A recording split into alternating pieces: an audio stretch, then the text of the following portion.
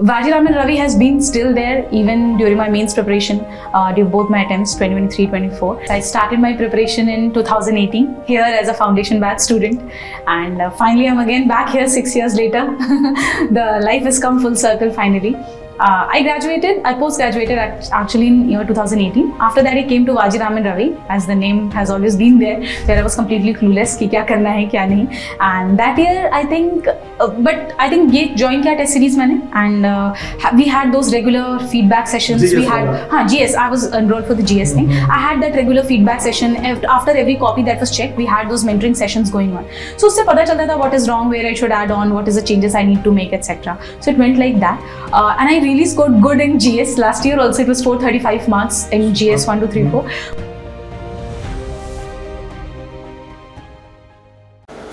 नमस्ते आप सभी को, मेरा नाम देवांशु शिवरे है। मैंने मध्य प्रदेश लोक सेवा आयोग की सिविल सेवा परीक्षा 2024 में प्रथम स्थान प्राप्त किया है। साथ ही मुझे डिप्टी कलेक्टर पद प्राप्त हुआ है। यहाँ आज मैं दिल्ली नॉलेज ट्रैक के यूट्यूब प्लेटफॉर्म के माध्यम से आप सभी के साथ अपनी इस जर्नी को शेयर करना चाहता हूँ। तो सबसे पहले मैं अपना ब्रीफ इंट्रोडक्शन देना चाहता हूँ। मेरा गृह जिला मध्य प्रदेश का श्योपुर जिला है, जो कि वर्तमान में भारत का एकमात्र चीता जिला भी है। इसके साथ ही मेरी स्कूली शिक्षा जवाहर नवोदय विद्यालय जिला रायसेन में, और मेरी ग्रेजुएशन IIT देवीहल विश्वविद्यालय इंदौर से सिविल इंजीनियरिंग पूरी हुई है। इसके पश्चात मैंने अपने सिविल सेवा के प्रयास प्रारंभ कर दिए। सिविल सेवा के प्रयासों की इस जर्नी में मेरा पहला अटेम्प्ट 2021 में था, जिसमें मैं इंटरव्यू तक पहुंचा हूं, और उसका रिजल्ट अभी कोर्ट केस के कारण पेंडिंग है। दूसरा अटेम्प्ट मेरा 2022 का अटेम्प्ट था, जिसमें मुझे कमर्शियल टैक्स इंस्पेक्टर का पद प्राप्त हुआ था, जो कि अभी मैं गुनाह में पदस्थ हूँ इस पद पर कार्य करते हुए।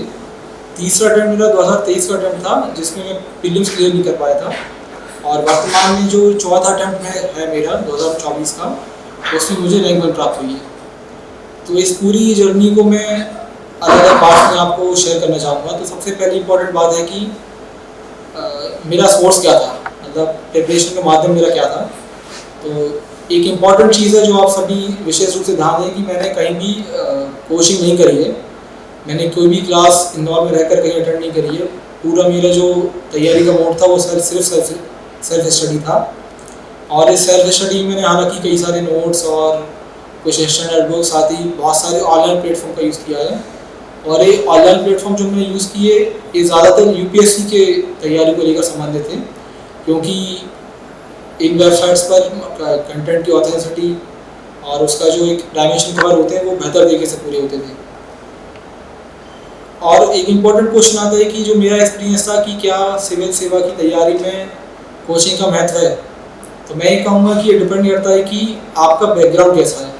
मेरा जो नवोदय का बैकग्राउंड था उसके कारण मुझे इसका जो सिलेबस था, खासकर क्योंकि आर्ट्स से रिलेटेड सब्जेक्ट हैं, हिस्ट्री, पॉलिटी, ज्योग्राफी, इनको समझने में मुझे बहुत आसानी हुई और एक मुझे अच्छा मार्गदर्शन प्राप्त हुआ। साथ ही कोचिंग ज़रूरी हो ऐसा मैं नहीं समझता। इसका कारण ये भी है कि जैसे कोचिंग इंस्टीट्यूट में मेरा एक जो क्रिटिसिज्म है, जो पैटर्न चला आ रहा है कि 3-3 साल के फाउंडेशन कोर्स कराए जाते हैं। तो 3 साल के फाउंडेशन कोर्स का मैं नहीं समझता कि कोई यूटिलाइजेशन है। सेल्फ स्टडी में मैंने पूरा सिलेबस 2 साल के अंदर कवर किया था, जो कि मेरा कॉलेज के साथ ही पूरा हो गया था। जो मेरा पहला अटेम्प्ट था 2021 का, वो मेरे कॉलेज के फाइनल एग्ज़ाम के 1 महीने बाद था, और उसमें मैं प्रीलिम्स क्लियर किया 13% से, मेंस भी क्लियर हुआ, इंटरव्यू तक मैं पहुँचा भी। तो मेरा कहने का अर्थ आपको इसका ये है कि आप 2 साल अगर दें, सेल्फ स्टडी में सिलेबस हो सकता है। अगर 2 साल सेल्फ स्टडी में लग रहे हैं तो मेरे अनुमान से कोचिंग के साथ 1 साल में सिलेबस पूरा होना चाहिए, क्योंकि सेल्फ स्टडी के अपने कुछ चैलेंजेस हैं जो कि मैं आपके साथ शेयर करूँगा। तो सेल्फ स्टडी जब आप करें तो सबसे पहले जो आवश्यकता होती है अच्छे सोर्स की। तो जो सोर्स मैंने यूज़ किए वो मैं 1 बाय 1 आपके साथ शेयर करूँगा। सबसे पहले प्रीलिम्स के लिए मैंने MP का जो भी पोर्शन कवर किया अपने शुरुआती अटेम्प्ट 2021 में। उस समय एग्ज़ाम गुरुजी के नोट्स आया करते थे, तो मैंने एग्ज़ाम गुरुजी से अपने प्रीलिम्स की तैयारी करी MP के पोर्शन के लिए। लूसेंट मैंने अपनी तैयारी के पहले दिन से, जब से मैंने अपने कॉलेज के टाइम से तैयारी चालू करी थी, लूसेंट में डेली 1 से 1.5 घंटा पढ़ा करता था। खासकर लूसेंट में हिस्ट्री और पॉलिटी तो मैंने लक्ष्मीकांत से पढ़ी, ज्योग्राफी और साइंस का जो पोर्शन है वो लूसेंट से आप कवर करें। तीसरी इंपॉर्टेंट चीज़ है करंट अफेयर्स। तो करंट अफेयर्स के लिए मैंने एग्जामपीडिया की हेल्प ली और उस समय तथ्यवान भी चलती है, लेकिन जो रिसेंट मेरे अटेम्प्ट्स हैं उसमें मुझे एग्जामपीडिया ज़्यादा हेल्पफुल रही। डिटेल में चीज़ें होती हैं तो एक पढ़ते समय कॉन्फिडेंस आता है जिसके साथ आप नोट्स मेकिंग कर सकते हैं। इसके अलावा जो ट्राइब्स और इंफॉर्मेशन टेक्नोलॉजी कंप्यूटर के जो यूनिट्स हैं, मेरे अनुमान से आप अगर उन्हें पढ़ें किसी भी सोर्स से कोई समस्या इसलिए नहीं है क्योंकि लगभग सारे सोर्सेज जो हैं वो सेम चीज़ें कवर करते हैं।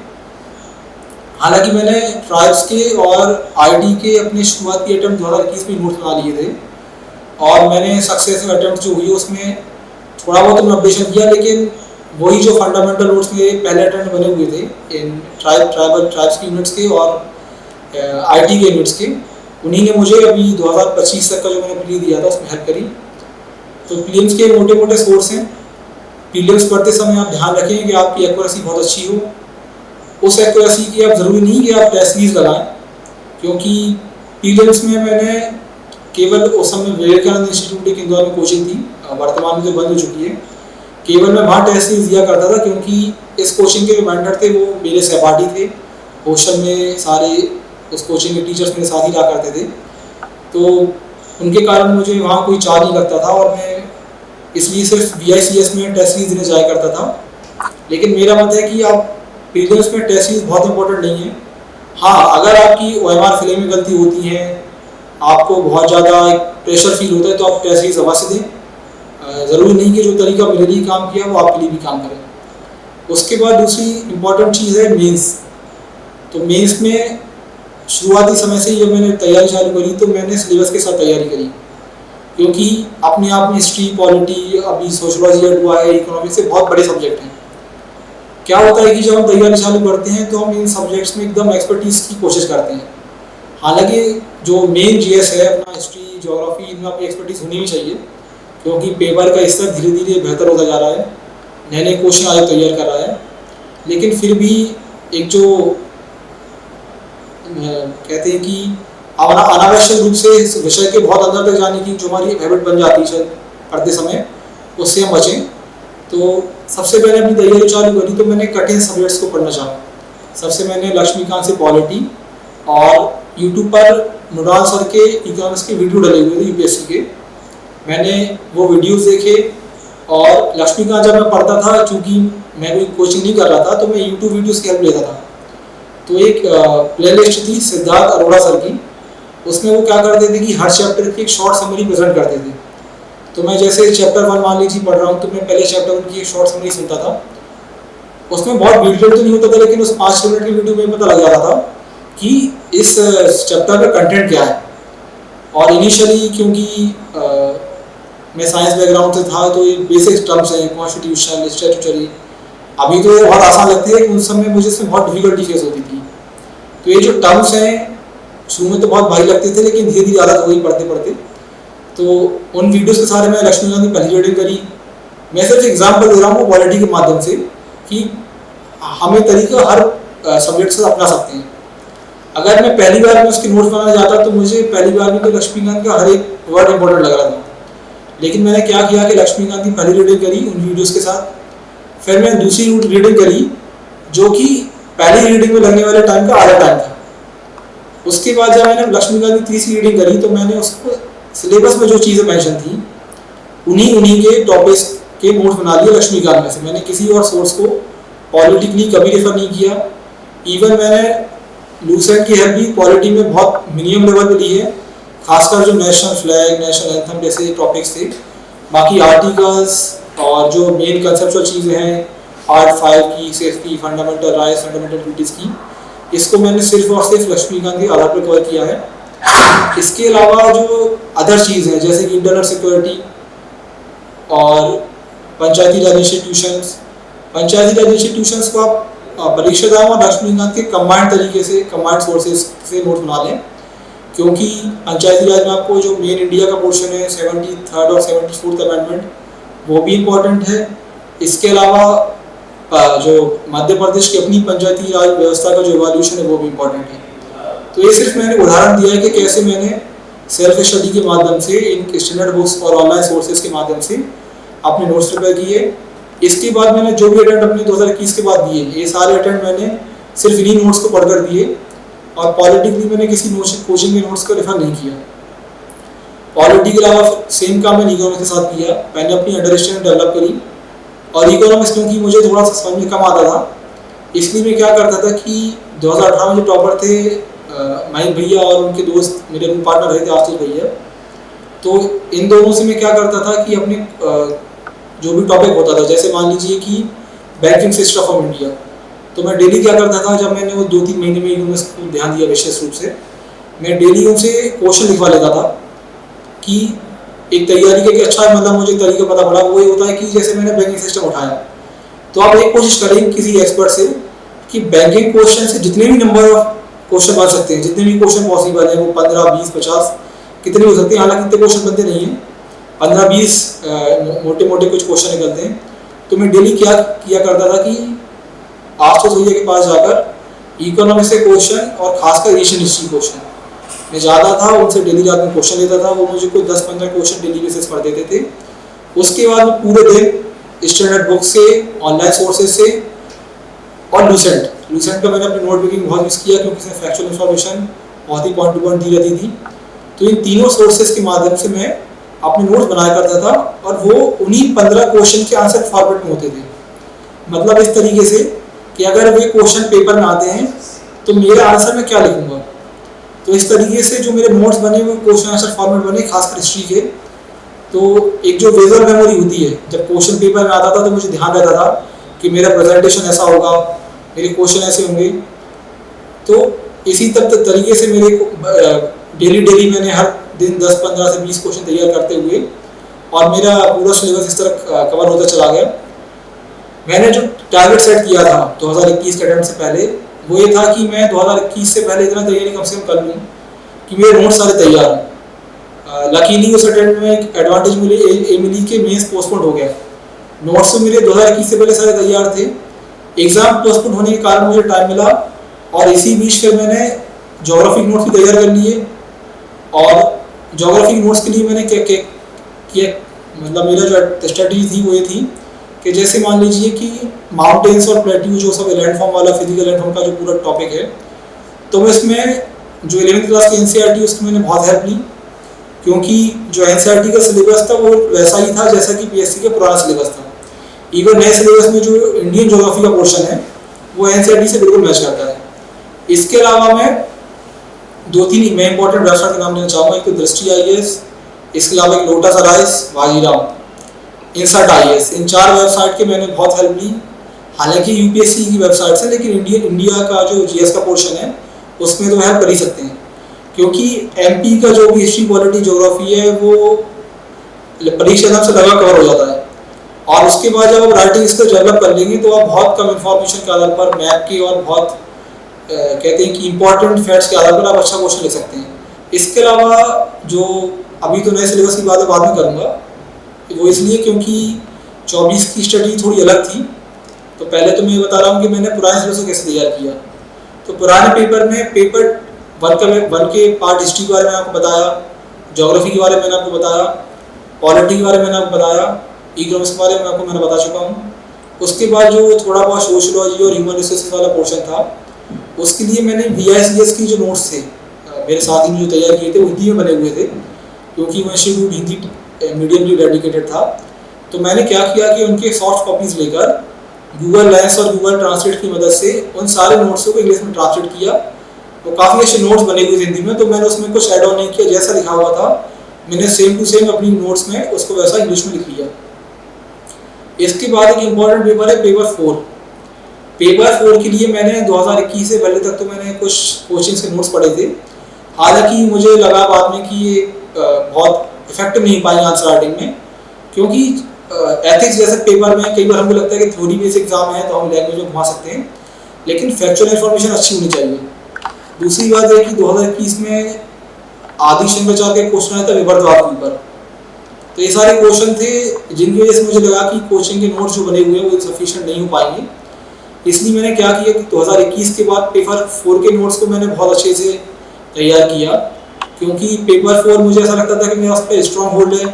फिलोसॉफी का पोर्शन था, मैं बहुत कॉम्प्लिकेटेड टर्म्स को बहुत ईजिली एक्सप्लेन कर सकता था। इसलिए मैंने पेपर 4 के लिए इग्नू की जो बुक्स आती हैं बीए फिलोसॉफी की, मैंने उन बुक्स से जो थिंकर्स सिलेबस में दिए हुए थे, मैंने वो सारे थिंकर्स तैयार किए एथिक्स के पार्ट के लिए।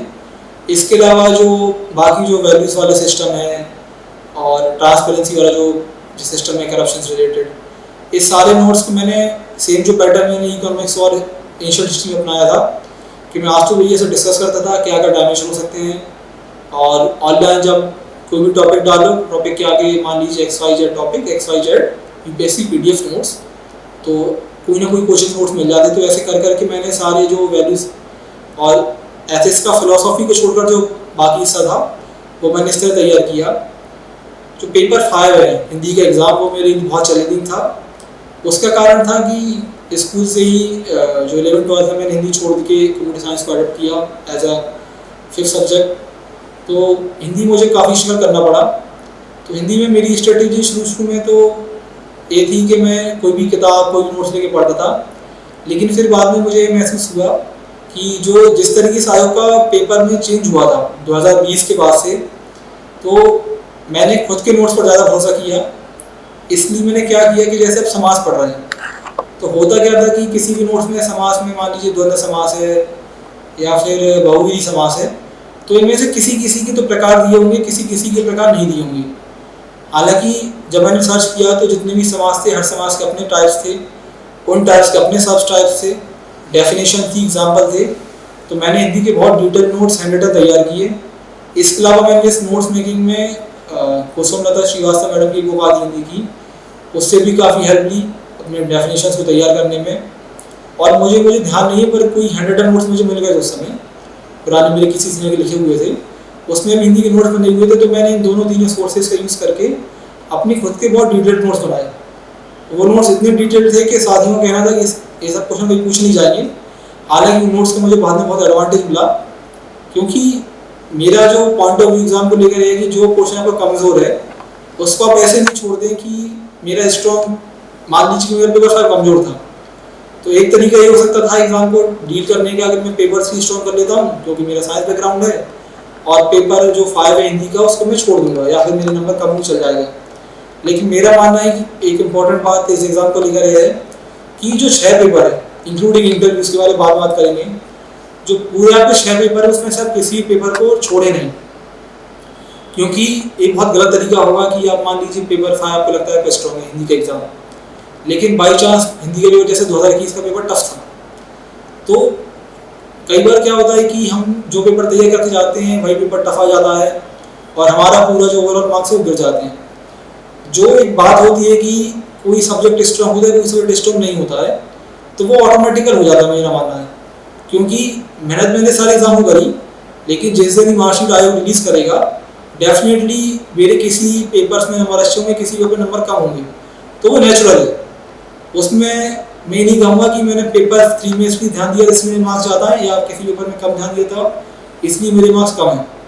ओवरऑल चीज़ है कि आप 6 के 6 पेपर पर ध्यान दें, क्योंकि अगर आप अच्छा पद चाहते हैं, ऊपर के DSP या DC या फिर रैंक आपका एम है रैंक लाना, तो आपको सारे पेपर में अच्छा परफॉर्म करना पड़ेगा।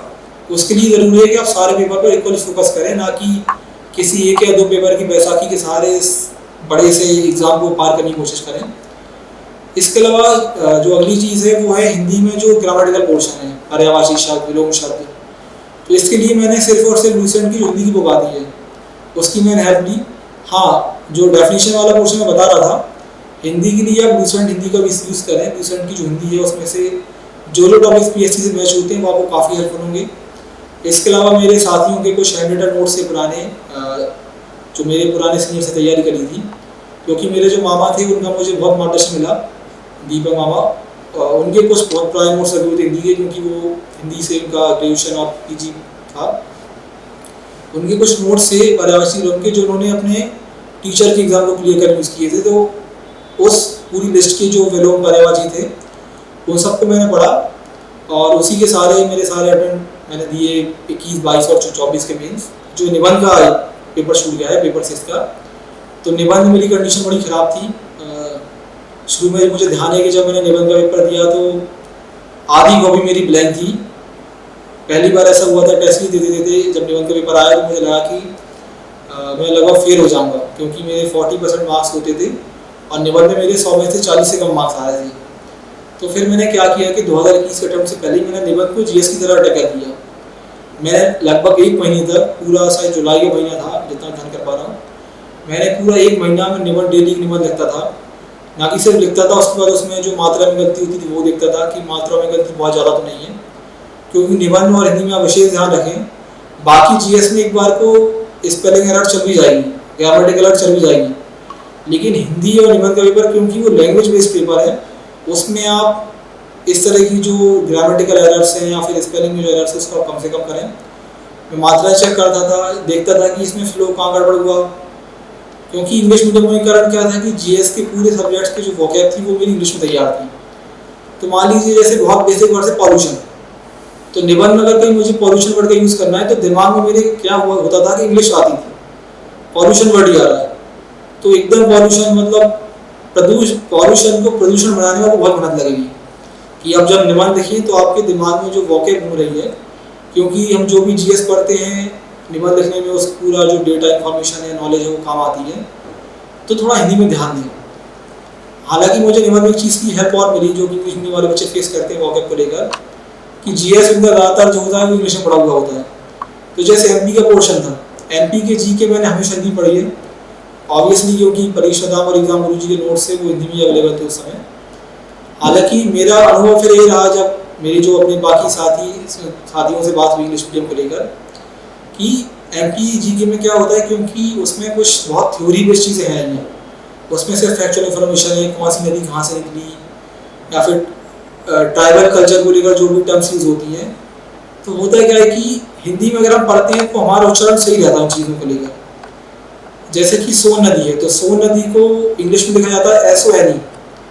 तो जब हम इंग्लिश की तैयारी चालू करते हैं तो मेरे कुछ साथी थे जो इंग्लिश मीडियम के थे, वो सोन नदी को सोने पढ़ते थे। तो ये चीज़ें जो हैं अगर आप प्रीवियस निकाल भी लें तो आपको इंटरव्यू दिक्कत देगी। तो MPG को लेकर मेरा विशेष रूप से कहना है कि अगर आप मीडियम इंग्लिश में हो लेकिन आप हिंदी की बुक्स यूज़ करें, क्योंकि वो आपको जिस तरह फ़ायदा करेगा वो आपको बाद में समझ में आएगा। साथ ही लूसेंट में भी जो भी लूसेंट पढ़ते हैं, इंग्लिश मीडियम वालों के लिए शायद मुश्किल हिंदी पढ़ना, सेम हिंदी मीडियम वालों के लिए, लेकिन मैंने लूसेंट की हिंदी वर्जन ही पढ़ा है और इंग्लिश वर्जन ही पढ़ा है।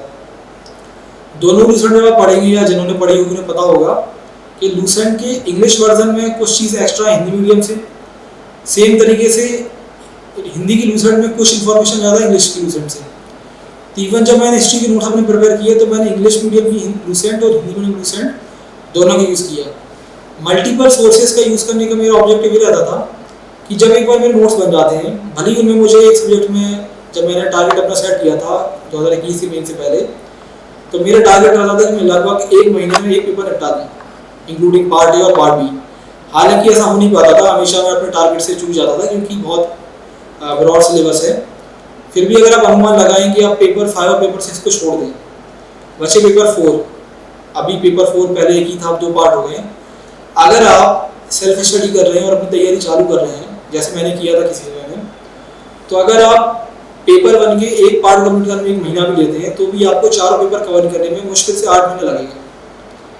तो जैसे कोचिंग हम कर रहे हैं, हम 3-3 साल में सिर्फ सिलेबस पढ़ रहे हैं मीन्स का, प्री का, तो मेरे ख्याल से वो समय की बर्बादी है। आप बहुत इंटेंसली पढ़ाई करें अगर आपका मूड है तो कि आपको सिलेक्शन लेना ही है। 8 महीने मैंने बताया पेपर 4 के लिए, जो शुरू के 4 चीज़ के पेपर हैं। मान लीजिए बाकी के 4 महीने आप और ले लें, कभी कुछ फेस्टिवल में, कुछ घर की इवेंट्स में आके घूमने चले जाते हैं, तो आप अगर पेपर पर बात कर रही है प्रैक्टिकली आप जब देखेंगे तो 1 महीने में आप नोट बना सकते हैं। मैं जो 1 महीने का समय बता रहा हूँ एक पार्ट पेपर एक पेपर के एक पार्ट के लिए, वो मैं सिर्फ नोट पेकिंग के लिए बोल रहा हूँ। तो मेरे अनुमान से एक अच्छी स्ट्रेटेजी मेंस तैयार करने के लिए होगी किसी न्यू कमर के लिए, अगर वो बिना कोचिंग की तैयारी करता है, कि सबसे पहला साल आप सिर्फ दें अपनी रीडिंग के लिए। जैसे कि आप ये कर सकते हैं कि रीडिंग करें कोई भी सब्जेक्ट को 1 महीना 2 महीना, खासकर हिस्ट्री, पॉलिटी, ज्योग्राफी, सोशोलॉजी जब जुड़ गया है, एंटरप्रेन्योरशिप, एथिक्स, क्योंकि बहुत सारे टॉपिक्स ऐसे हैं कि आप उनको सीधे पढ़कर पहली रीडिंग के बाद नोट्स बना सकते हैं। तो आप मान के चलिए अगर आप एक साल सिर्फ रीडिंग करें सारे सिलेबस की, जो भी सोर्स आप लें, स्टैंडर्ड बुक्स लें या फिर कोई कोचिंग के नोट्स लें, और बाकी का एक साल आप सिर्फ नोट्स मेकिंग करें, जिस तरीके से मैंने आपको बताया कि पहले रीडिंग करें, सब्जेक्ट की समझ डेवलप करें, फिर नोट बनाएं, तो आपका 2 साल में सिलेबस कवर होगा, जो कि जिसके बारे में आपको बताया था, जो यही 2 साल मुझे लगे थे अपने नोट्स मेकिंग के। हालांकि इस पूरे सिलेबस कवर करने में कुछ छोटे छोटे गैप्स रह जाएंगे, तो उन गैप्स को आप फिर मेंस की टेस्ट सीरीज देते देते जैसे ऐसा कि अटेम्प्ट्स हो सकता है बढ़े, तो आप उन लूपहोल्स को जो छोटे छोटे गैप्स रह गए सिलेबस में भरते जाएंगे, लेकिन मोटा मोटा आपका 80-90% सिलेबस इन 2 साल में इस तरह पूरा हो सकता है। अगर यदि आप मुझसे पूछें किस कोचिंग के नोट्स अच्छे हैं, तो वो कहना मेरे लिए इसलिए मुश्किल होगा क्योंकि मैंने किसी एक कोचिंग के नोट्स विशेष रूप से इस्तेमाल नहीं किए। आप ऐसा कर सकते हैं कि आप उस 6 पेपर में से निबंध को तो आप छोड़ दें, क्योंकि निबंध तो आपका या तो आपका अच्छा होगा या खराब है, तो जैसा मैंने किया कि आप अपनी तैयारी में से कभी भी 1-2 महीने निकाल लीजिएगा और निबंध पर फोकस कीजिएगा कि सुबह आप उठे आपने सिर्फ निबंध पढ़ा। तो मैंने क्या किया कि बीच में कुछ टाइम ऐसा निकाला तैयारी का, जिसमें मैं सुबह उठकर पहले हिंदी पढ़ा करता था। जब हिंदी मेरी खत्म हुई 1-1.5 महीने के अंदर, तो मैंने क्या किया कि सुबह उठा और फिर मैंने निबंध पढ़ा। तो ये मेरा तरीका था। साथ ही जब आप जीएस तैयार कर रहे हैं, तो आप कोशिश ये करें कि आप एक साथ कम से कम मेंस की तैयारी करते वक्त आप एक साथ में 2 सब्जेक्ट की तैयारी करें, क्योंकि मेरे साथ क्या होता था कि जब मैं सिर्फ एक ही विषय की तैयारी कर रहा हूँ मेंस के, तो काफ़ी बोर्डम होता था। डेली आप एक सब्जेक्ट के बारे में सोच रहे हैं, तो आप 2 सब्जेक्ट को पैदल लेकर चल सकते हैं और कोशिश करें कि एक सब्जेक्ट खत्म करें। जैसे मान लीजिए कि आपने ऑप्ट किया पेपर 4 का पार्ट बी, जिसमें एंटरप्रेन्योरशिप और मैनेजमेंट वगैरह है, तो आपकी जिन भी मेंटर से बात होती है, जिन सिलेक्टेड लोगों से बात होती है, या जो भी आप सर्च करते हैं, आप पूरा सिलेबस घूमकर आप केवल लोगों से डिस्कशन करें पेपर 4 को के पार्ट बी का। जब पेपर 4 का पार्ट बी आप 100% खत्म कर लें, हालांकि कुछ चीज़ें छूट सकती हैं जो कि मैंने बताया कि आप बाद में कवर कर लेंगे, 1-2 टॉपिक्स के नोट्स आपको मिल नहीं पाते हैं, कुछ अच्छा कंटेंट नहीं मिल पाता है। जब आपका ऐसा तरीके से पेपर 4 का पार्ट बी कंप्लीट हुआ, उसके बाद आप किसी दूसरे पेपर के पार्ट बी एआई को टारगेट कर लें। इस तरह करते करते क्या हुआ कि आप जो कन्फ्यूजन होती है ना पूरे सिलेबस को एक साथ दिमाग में लेके चलने की, उससे आप बचेंगे और सेल्फ स्टडी के साथ ही सिलेबस कवर करेंगे, इवन आप एग्जाम में निकलेगा। इसके बाद जब आप मीन्स लिख लेते हैं, तो फिर मेन चीज़ है मीन्स को लेकर, वो है कि आप आंसर राइटिंग प्रैक्टिस कैसे करें। तो काफ़ी पुराने लोगों से मेरी मुलाकात हुई इस पूरी यात्रा में। मैंने देखा कि कई बार बच्चे ये गलती करते हैं कि वो एक ही कोचिंग पकड़ लेंगे और उसी कोचिंग पर बार बार टेस्ट सीरीज देते रहेंगे। होता क्या है कि जैसे क्लास में होता था स्कूल की, कि टीचर को पता होता था कि इस बच्चे के मार्क्स अच्छे आते हैं, इस बच्चे के मार्क्स बेकार आते हैं, तो जब कॉपी चेक होती है तो उसमें एक प्रकार का प्री रिजल्ट रहता है। चेकर को पता होता है कि आपकी मार्क्स अच्छे आते हैं तो आपकी मार्किंग अच्छी होगी। तो मैंने क्या अपने लेवल पे जो मैंने एक्सपेरिमेंट्स किए कि आप हर बार जब टेस्ट सीरीज लगवाएं तो आप हर बार कोचिंग चेंज करें। कभी भी आप हो सकता है कि किसी कोचिंग की सर्विसेज खराब हो, कॉपी लेट मिलती हो, पर वो इम्पोर्टेंट नहीं है। इम्पॉर्टेंट चीज़ है कि जो कॉपी है सब्जेक्टिव एग्ज़ाम है, सब्जेक्टिव एग्ज़ाम के साथ बात है कि अलग अलग चेकर जो हैं उस कॉपी को अलग अलग मार्क्स देंगे, क्योंकि सब्जेक्टिव एग्ज़ाम है डेफिनेटली। तो अगर आप ऐसी स्थिति में पहुंच जाते हैं कि आप अलग अलग जगह टेस्ट सीरीज देकर भी अच्छे मार्क्स स्कोर कर पा रहे हैं लगातार अलग अलग कोचिंग इंस्टीट्यूट्स में, इसका मतलब कि अलग अलग चेकर्स भी आपको अच्छे मार्क्स दे रहे हैं। ये आपको एक कॉन्फिडेंस देगा कि आपकी कॉपी चेक है, और ऑन एन एवरेज कोई व्यक्ति इसको चेक करेगा तो आपको रिलेटिवली अच्छे मार्क्स मिलेंगे। इवन मैंने टेस्ट देते समय ये सब अटैम्प्ट्स किए, जैसे मैं अभी नाम मेंशन कर भी देता हूँ, क्योंकि जिन कोचिंग में मैंने टेस्ट सीरीज लगवाई, कोचिंग तो मैंने कहीं नहीं करी, लेकिन सबसे पहले मैंने टेस्ट सीरीज 2021 में लगाई थी एमपीपीएससी अड्डा में। उसके बाद मैंने 2022 के, क्योंकि 22 का मीन्स काफ़ी समय बाद हुआ था, तो 22 के मीन्स के दौरान मैंने 2 जगह टेस्ट सीरीज लगवाई थी। एक तो सत्यमेव जयते पे, दूसरा चेतन सर के यहाँ पर। फिर जो मेरा लास्ट अटेम्प्ट था 2024 वाला, उससे मैंने उत्कर्ष क्लासेस में टेस्ट सीरीज लगवाई थी। इसके अलावा एक वो टेस्ट सीरीज थी जिसको मैंने पेड टेस्ट सीरीज थी, जिसको मैंने फीस देकर ज्वाइन किया था। इसके अलावा इस पूरी जर्नी में जो विवेकानंद इंस्टीट्यूट थी उसका मुझे बहुत हेल्प मिला, वो सारे टीचर्स लोग, क्योंकि मैंने जो आंसर राइटिंग स्किल सीखी उसमें 90% रोल उन्हीं लोगों का है, और जो कुछ मेरे पुराने एजुकेशन बैकग्राउंड था स्कूल का वो, क्योंकि नवोदय में जो मेरे टीचर्स थे 2 शर्मा मैडम और मिश्रा सर, दोनों 7 सेमेस्टर पढ़ाते थे।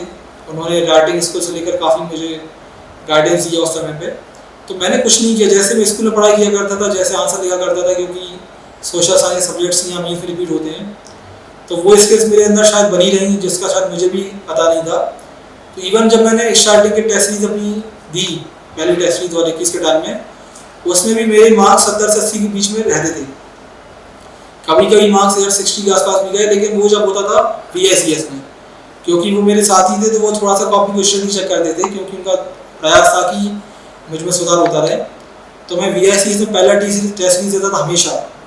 इवन ऐसे ऐसे दिन हुए उस तैयारी के दौरान, 2022 की तैयारी के दौरान, कि सेम टाइम पे मान लीजिए चेतन सर का टेस्ट है, सेम दिन पे विवेकानंद टेस्ट है, तो मैंने लगभग एक टेस्ट मेरा डेली हो मेंस के एग्ज़ाम से पहले, यानी कि प्रीलिम्स का रिजल्ट आने के बाद जब आप मेंस का एग्ज़ाम देते हैं तो आप कोशिश करें कि आपका सिलेबस पहले ही हो चुका हो और आप हर दिन एक टेस्ट दें।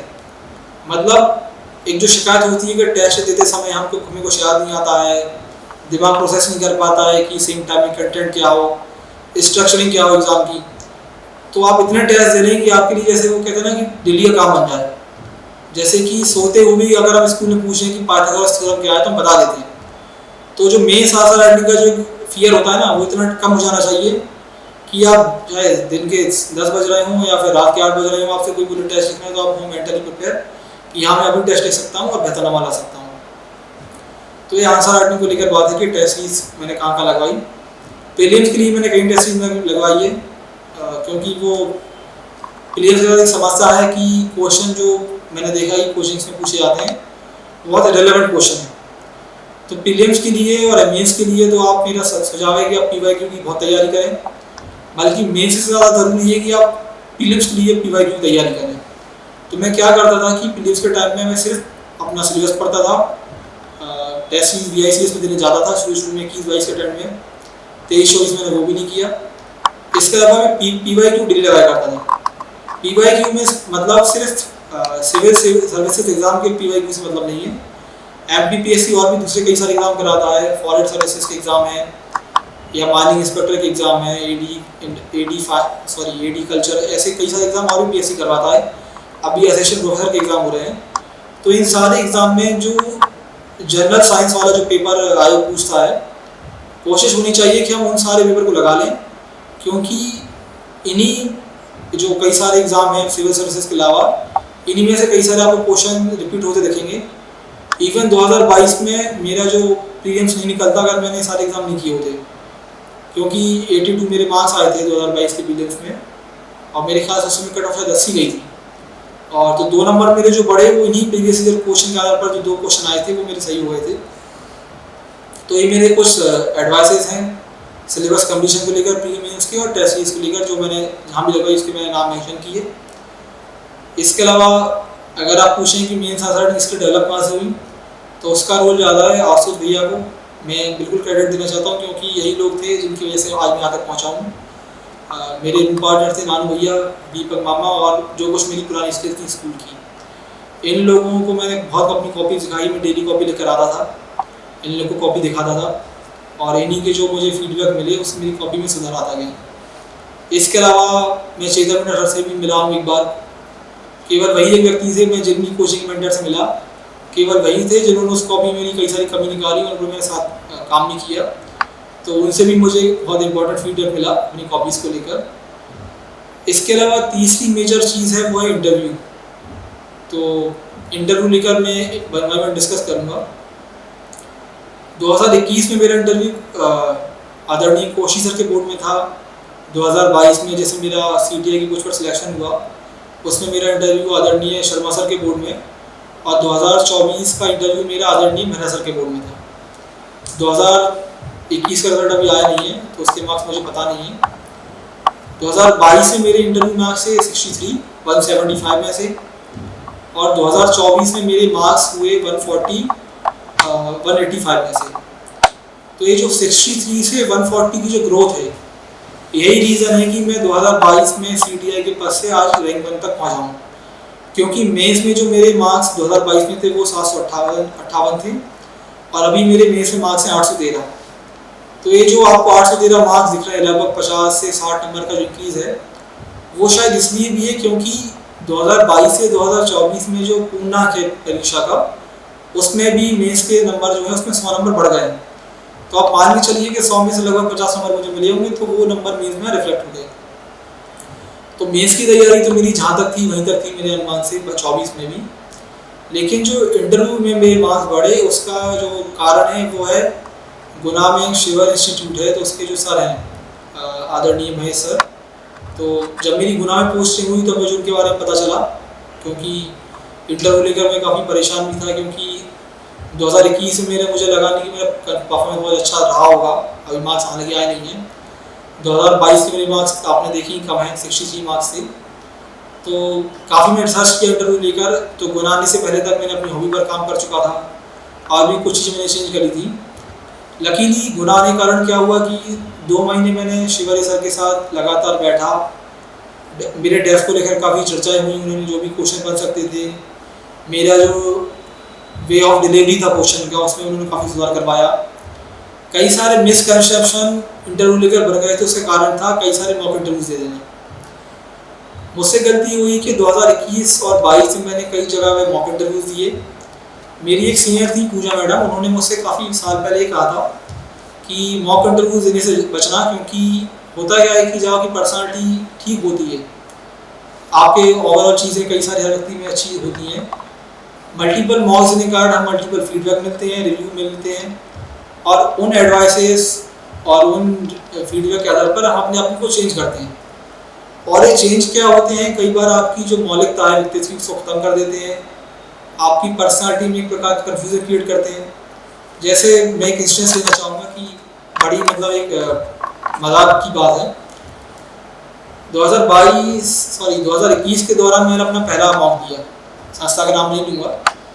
2021 में जब मैंने पहला मॉक दिया तो जो बोर्ड के मेंबर्स थे उनका कहना था कि आप बहुत ज़्यादा हंस रहे हैं, थोड़ा सा अपने व्यक्तित्व में गंभीरता दिखाएं।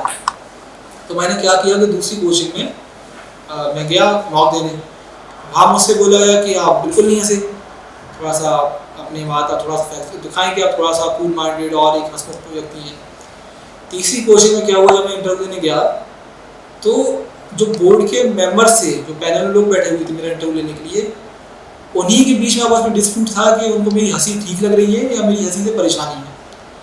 कहने का मतलब मेरा ये है कि सेम व्यक्ति किसी को अच्छा लग सकता है, किसी को बुरा लग सकता है, लेकिन क्या होता है कि जब हम बहुत ज़्यादा मॉक्स दे लेते हैं तो हमको बहुत ज़्यादा रिव्यू मिलते हैं हमारे बारे में, और हम उसके अकॉर्डिंग बहुत छोटी चीज़ों को लेकर कॉन्शियस हो जाते हैं।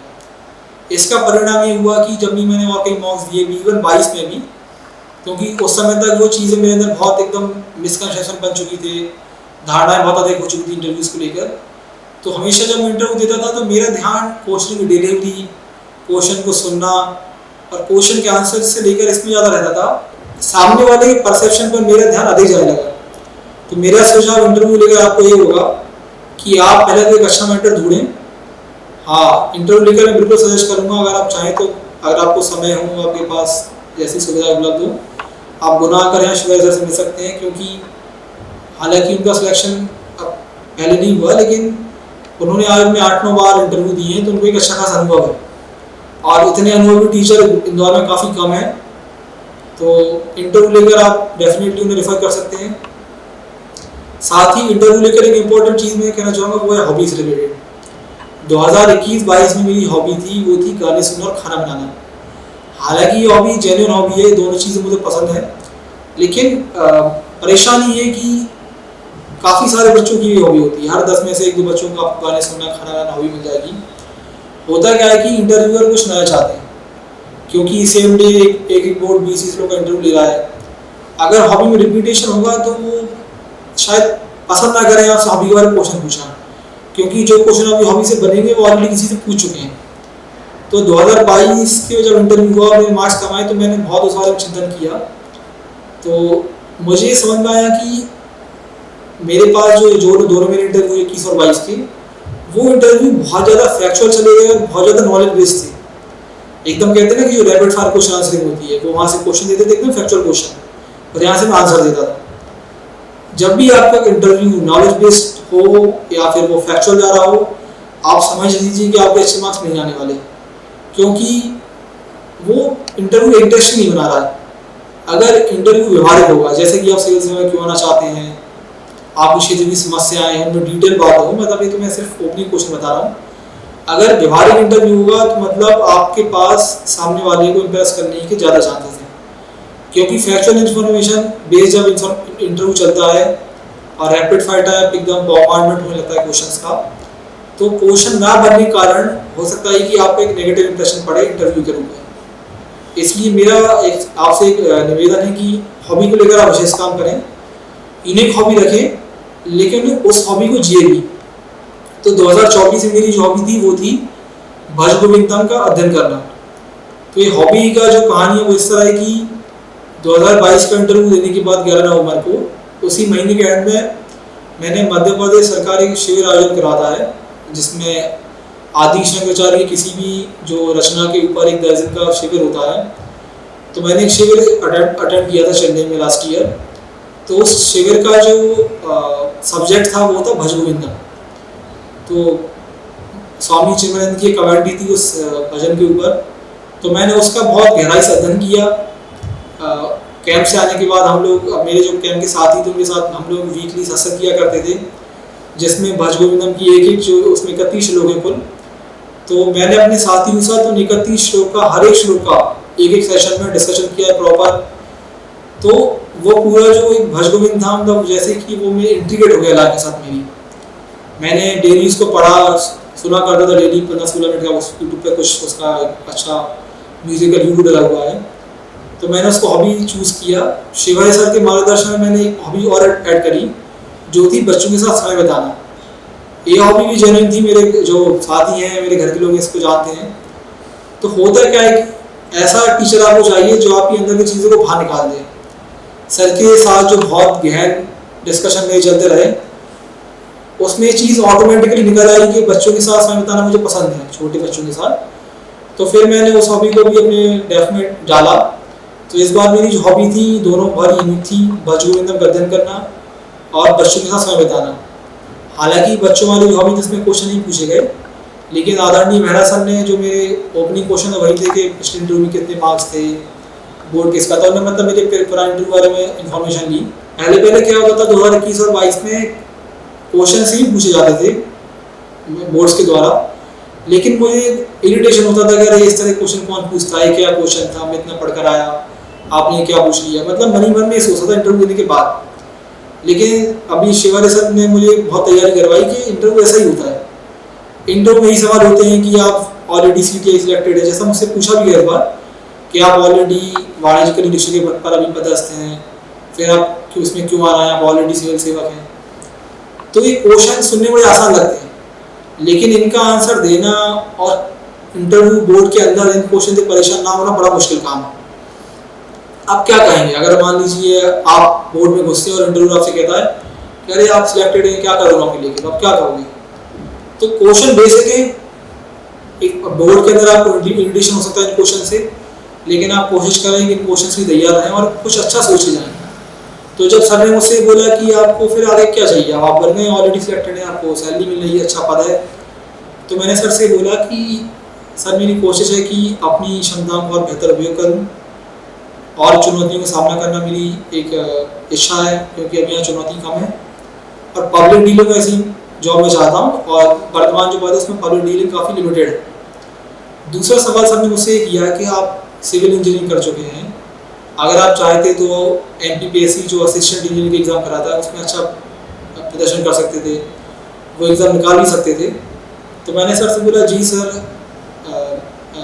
एक ऑप्शन हो सकता था। तो सर ने बोला फिर आप उधर क्यों नहीं गए टेक्निकल बैकग्राउंड में, आप यहाँ क्यों आए, हो सकता है कि हमने एक अच्छा इंजीनियरिंग खोजी है। तो मैंने बोला सर हाँ हो सकता है कि मैं अच्छा इंजीनियर होता, लेकिन मेरी कोशिश रही कि मैं अच्छा प्रशासक बनूँ। तो ये कुछ बेसिक क्वेश्चन थे शुरुआत के, जो कि मैंने कंपैरेटिवली 21 और 22 के बेहतर तरीके से हैंडल किए। इसके बाद मेहरा सर ने मुझसे हॉबी को लेकर क्वेश्चन पूछे। उन्होंने पूछा कि एकता और एकात्म में क्या अंतर है, आदि शंकराचार्य की फिलोसफी क्या है। उसके बाद अगर आप जो मध्य प्रदेश के लोग हैं उनको पता होगा, जो ये मैंने शिविर अटेंड किया था वो एक एकात्म धाम का निर्माण हुआ है इंफॉर्मेशन में। तो उन्होंने मुझसे ये पूछा कि एकात्म धाम में जो भी गतिविधियाँ चल रही हैं वो सब क्या है। तो मैंने उसका अपनी हॉबीज रिलेटेड उत्तर दिया। मैंने बोला कि सर ये सब माया है। तो सर ने बोला कि अरे ये कैसे हो सकता है कि इतनी सब एक्टिविटी हो रही है, इतनी बड़ी मूर्ति बनी, इतने सारे इवेंट्स हो रहे, सब माया है। तो मैंने बोला सर इन सब इवेंट्स का उद्देश्य है कि हम अपने जो लक्ष्य है जो कि है लिबरेशन, उसको अचीव करें। तो सर ने बोला फिर तो ये बहुत अच्छी चीज़ है, माया क्यों बोल रहे हो? तो मैंने बोला सर कि माया से निकलने के जो भी मार्ग है माया से ऊपर जाते हैं। तो एक क्वेश्चन ऐसा था जो मुझे लगा कि शायद इंटरव्यू में एक अच्छा इफेक्ट पड़ा हो। उसके बाद सर ने जो एक शंकराचार्य का एक कहते हैं कि की स्टेटमेंट है ब्रह्म सत्यम जगत मिथ्या, उसका पूरा सुना, उसका उससे एक एक्सप्लेनेशन सुना। उसके बाद उन्होंने एक दो क्वेश्चन और पूछे। उन्होंने करंट अफेयर्स में मेहरा सर ने ही मुझसे भीड़ प्रबंधन के बारे में पूछा कि क्या क्या घटना हुई है, उन घटनाओं की डिटेल्स दो। इसके बाद बेंगलोर में जो भगदड़ हुई थी उसके बारे में डिटेल इन्फॉर्मेशन ली कि किस तरीके से वो घटना घटित हुई, क्या क्या गलतियाँ थी। उन्होंने पूछा कि मैं किसको जिम्मेदार मानता हूँ। तो मैंने बोला सर कि जिम्मेदारी सभी की तय होती है, टीम मैनेजमेंट की रिस्पॉन्सिबिलिटी इसलिए तय होती है क्योंकि उनको ये अनुमान होना चाहिए था कि टीम की फैन फॉलोइंग काफ़ी ज़्यादा है। अगर फ्री टिकट्स रखे जाएँ तो लोग बहुत ज़्यादा आ सकते हैं। प्रशासन की गलती ये थी कि क्योंकि उन्होंने अगले दिन ही कार्यक्रम करवा दिया। ये चाहते तो 3-4 दिन बाद कार्यक्रम करा सकते थे या फिर प्रोग्राम को किसी ओपन स्टेज पर करवा सकते थे ऑर्गेनाइज। तो ये सारे क्वेश्चंस थे। उसके बाद काफ़ी और क्वेश्चन करंट अफेयर्स को लेकर, अभी जो ईस्टर्न राजस्थान कैलान रिंग प्रोजेक्ट अभी रिसेंट उसका उद्घाटन हुआ, उसके बारे में पूछा। क्योंकि मैं श्योपुर से हूँ, चंबा से वहाँ मेरा लगता है, तो चंबा से रिलेटेड क्वेश्चन थे कि पार्वती काली सिंह की जो लिंकिंग प्रोजेक्ट है, और भी उन्होंने सिविल इंजीनियरिंग होने के कारण मुझसे रेवा लिंकिंग प्रोजेक्ट के बारे में पूछा। एक और मेंबर ने जो इंदौर में भी मेट्रोपॉलिटन अथॉरिटी निर्माण हो रहा है इंदौर और भोपाल में, तो उन्होंने मेट्रोपॉलिटन अथॉरिटी के बारे में मुझसे काफ़ी डिटेल क्वेश्चन पूछे। उसका कंपोजिशन, नंबर ऑफ मेंबर्स, उसके फंक्शन क्या होंगे, एरिया कितना होगा, दोनों अथॉरिटीज़ में जिले कितने होंगे। इसके अलावा मुझसे, क्योंकि मैं श्योपुर ज़िले से हूँ जो कि शहरिया जनजाति जो है, जो कि PVTG है, उसका एक मुख्य निवास स्थान है, इस कारण से उन्होंने मुझसे PVTG से रिलेटेड क्वेश्चन पूछे काफ़ी अधिक। मध्य प्रदेश की अन्य जनजाति के बारे में कुछ बेसिक सवाल हुए। इसके अलावा जो चौथे सदस्य थे सर के अलावा, उन्होंने मुझसे पूछा कि संविधान कुछ बेसिक आर्टिकल्स जो रेट्स होती हैं 5 तरह की, उन्होंने मुझसे पूछा कि भारतीय नागरिक सुरक्षा संहिता जो नए एक्ट्स आए हैं उनमें SDM और डिप्टी कलेक्टर का क्या प्रावधान है। उन्होंने मुझसे और भी कुछ क्वेश्चन पूछे।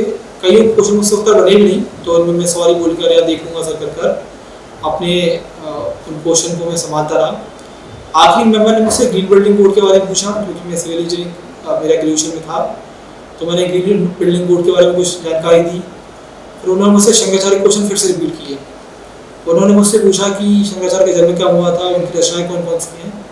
हाँ, एक बात और मैं मेंशन करना भूल गया इम्पोर्टेंट, कि मेहरा सर ने मुझसे पूछा था कि नर्मदाष्टकम, क्योंकि नर्मदाष्टकम भी आदि शंकराचार्य ने लिखा है और नर्मदा नदी मध्य प्रदेश की कहते हैं कि मुख्य नदी है, तो उन्होंने मुझसे पूछा कि नर्मदाष्टकम की रचना हुई उसके पीछे कहानी क्या है। तो एक अच्छी कहानी यार आप देखी तो मिलेगी आपको, तो मैंने वो कहानी सर को सुनाई। तो आखिरी मेहमान ने मुझसे पूछा कि आपने नर्मदाष्टकम की कहानी सुना दी है, तो अगर आप कोई याद हो तो आप कुछ टाइम भी सुना दें। तो मेरी आवाज़ अच्छी नहीं थी, लेकिन फिर मैंने बोला सर मैं ट्राई कर सकता हूँ, तो बोला जी ट्राई कीजिए।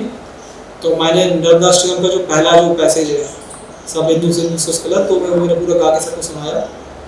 आखिरी में सर ने मुझसे पूछा, मेरा सर ने, कि आपका आदर्श कौन है। मैंने उस समय शंकराचार्य जी, तो बोले कैसा बनना चाहते, मैंने बोला जी सर। इस तरह मेरा इंटरव्यू खत्म हुआ।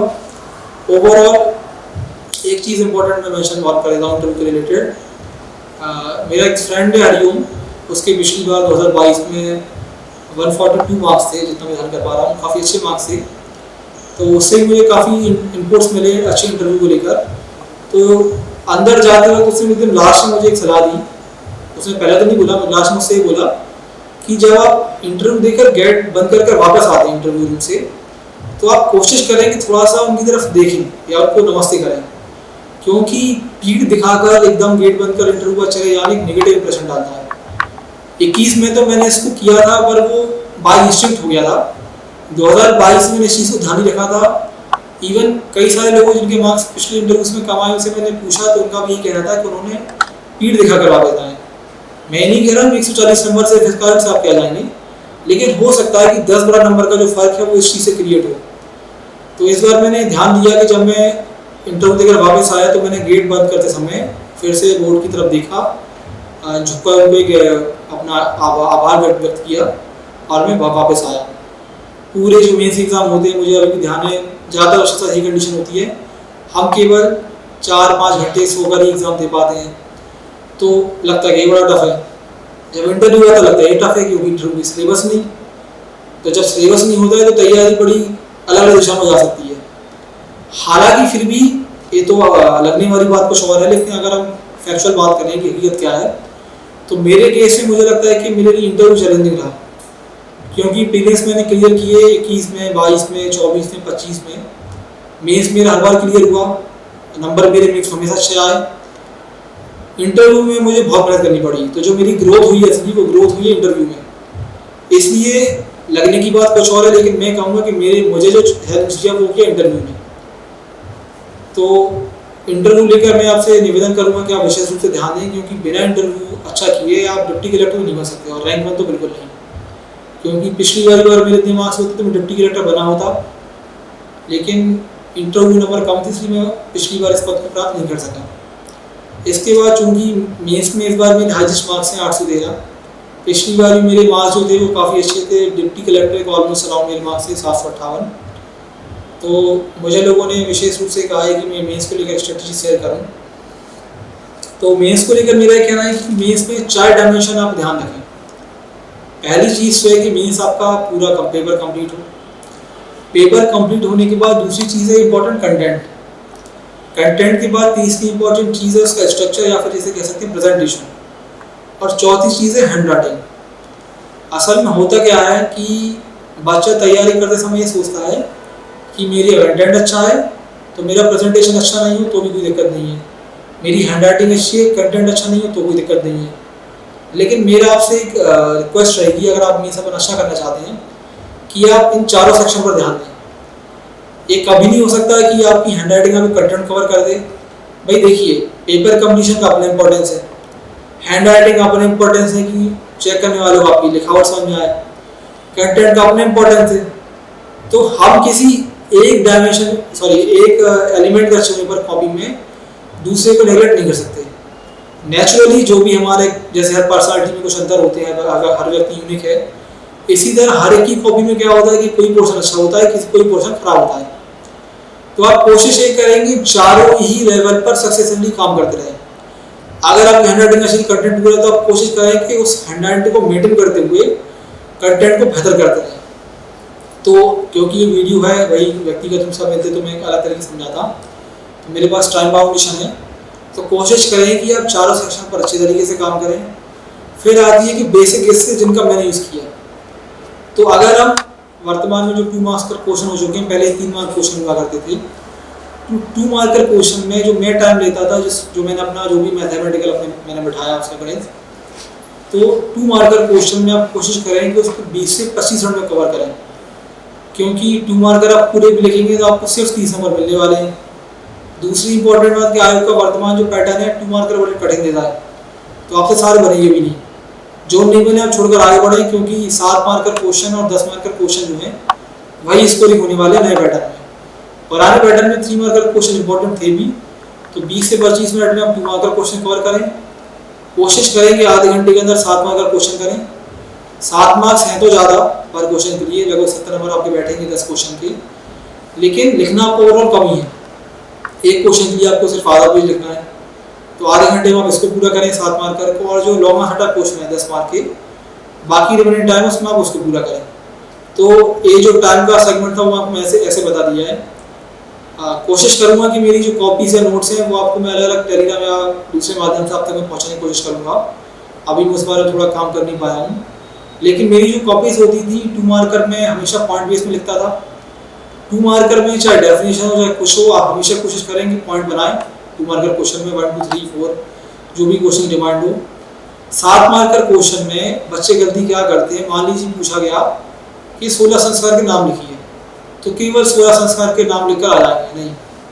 कोशिश करें कि 7 मार्कर क्वेश्चन में भी क्वेश्चन का नेचर कैसा भी हो, आप उसमें इंट्रोडक्शन कंक्लूजन जरूर लिखें।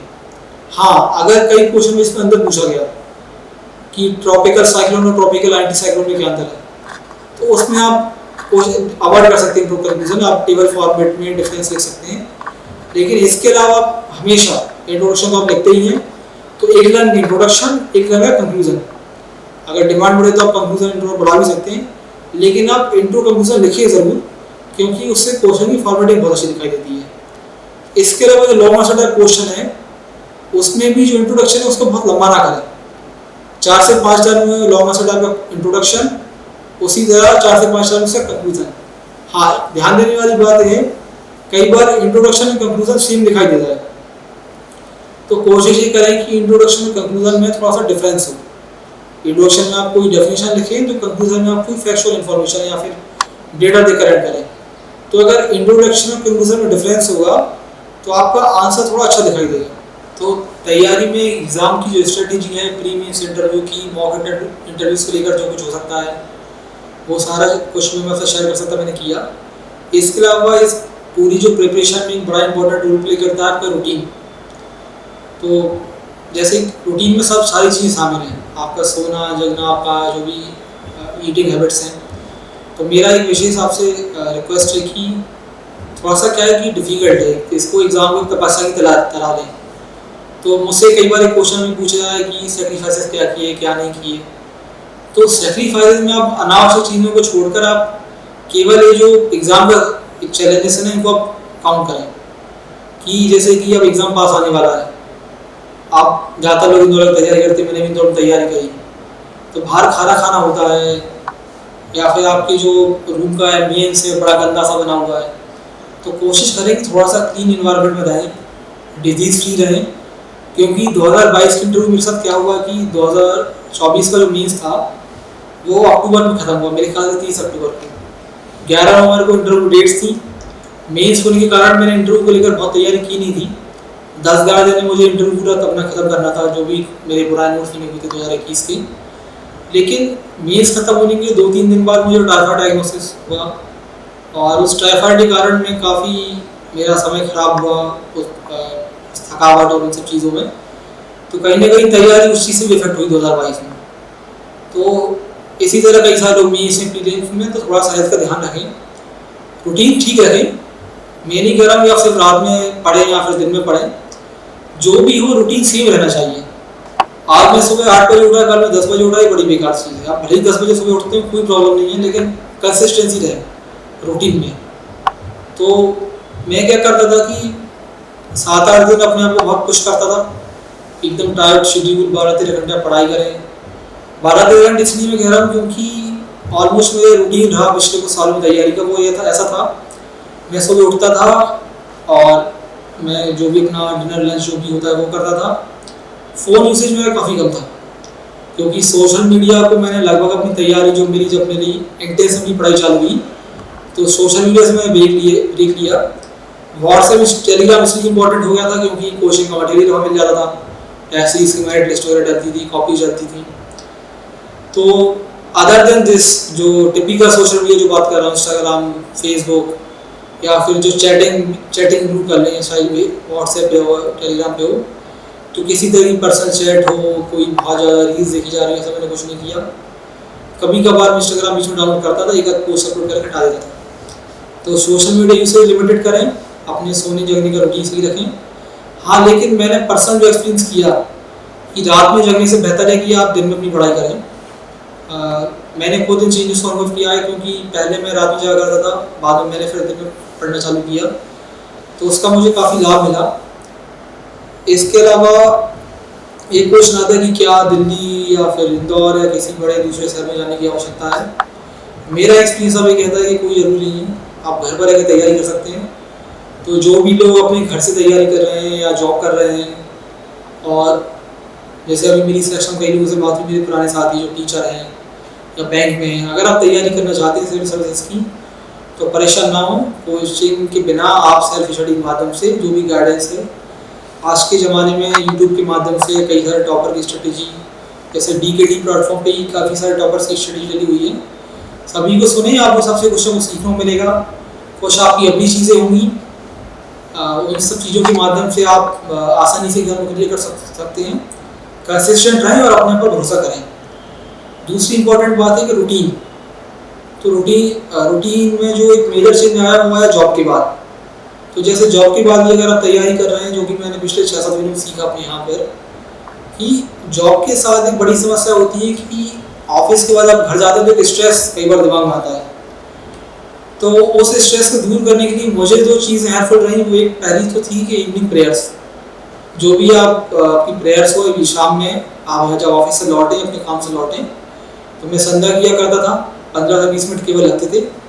छोटी सी प्रोसेस है, आप थोड़ा सा 5-7 मिनट ध्यान लगाएं। उसके बाद क्या होता था कि ऑफिस से आते वक्त ये लगता था ना कि ज़्यादा दिन सो जाऊँगा, वो नहीं होता था।